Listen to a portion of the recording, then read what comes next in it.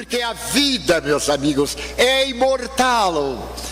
Quando nós criamos a Mansão do Caminho, no ano de 1952, um querido amigo desde a minha infância, e morávamos juntos, foi o braço direito. Há 2 anos ele desencarnou, com 89 anos.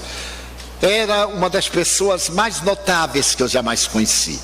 Uma inteligência brilhante, capaz de realizar várias artes, e não tinha nenhum curso acadêmico.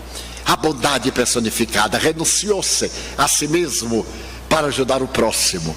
E graças a ele eu podia viajar, porque ele tomava conta da instituição que atende uma média de 5.000 pessoas por dia. Porque nós temos desde a maternidade, as escolas, o atendimento.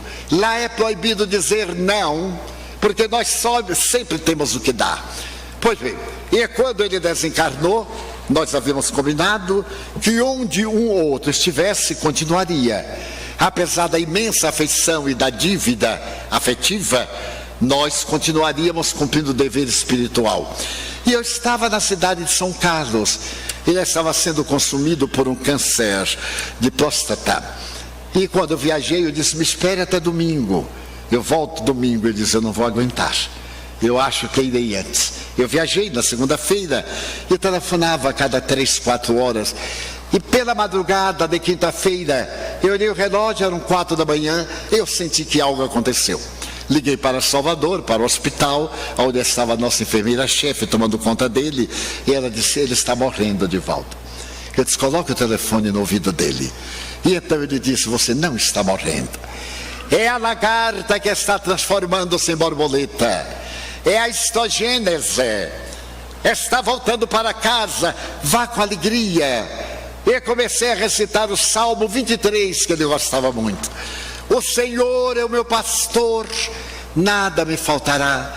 Deitar-me faz em verdes pastos e guia-me mansamente a águas muito tranquilas. E então a enfermeira tomou o telefone e disse: silenciou, já partiu. Eu fiquei com o coração despedaçado, porque era uma convivência de 70 anos. Mas eu tinha um dever, tinha conferência essa noite. Poderia pegar um avião, chegaria a Salvador para o enterro. Então eu me lembrei de Jesus: deixa aos mortos o cuidado de enterrar os seus mortos, e tu vai falar sobre a salvação. Levei a mensagem naquela noite e nas outras, e retornei a Salvador. Então pedi ao meu filho que me busca no aeroporto para me levar ao cemitério, para poder viver o luto como manda Freud, para experimentar a dor e evitar que o trauma me venha trazer uma depressão mais tarde. Fui ao cemitério, olhei a carneira, a emoção tomou-me conta, e eu lhe prestei a homenagem de poucas palavras, uma oração. Mas fazemos o movimento Você e a Paz para poder diminuir a violência. Vamos aos bairros mais violentos, diante de traficantes de drogas, diante de criminosos conhecidos da polícia, e falamos, até hoje nos respeitam, há 18 anos. Muito bem, naquele dia, era o dia da paz, 19 de dezembro em Salvador, e estava ali a banda musical da Marinha. Ele havia sido marinheiro, e então eles tocam o hino à Marinha. Eu me lembrei de que Nilson havia sido marinheiro, e estando numa sala, corri ao palco, e na hora que eu cheguei estava ele, que voltava do mais além.